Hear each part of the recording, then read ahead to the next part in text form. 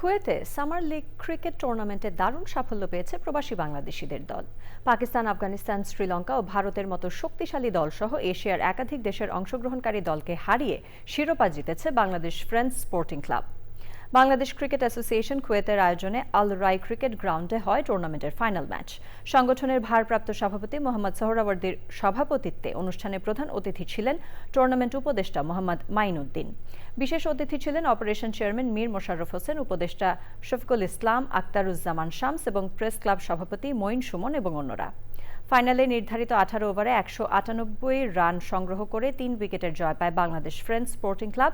খেলা শেষে বিজয়ীদের হাতে ট্রফি ও প্রাইজ মানি তুলে দেন অতিথিরা।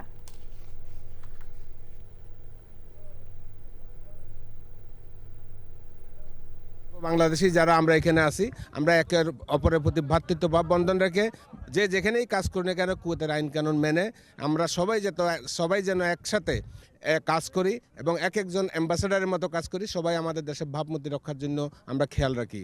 ম্যানেজমেন্টকে, টিমের ক্যাপ্টেনকে, প্রত্যেকটা খেলোয়াড়কে এবং যারা এই টুর্নামেন্টকে আমাদেরকে সহযোগিতা করেছেন, আপনাদের সকলের উপস্থিতিতে আজকে একটি সুন্দর এবং প্রাণবন্ত ম্যাচ আমরা দেখেছি।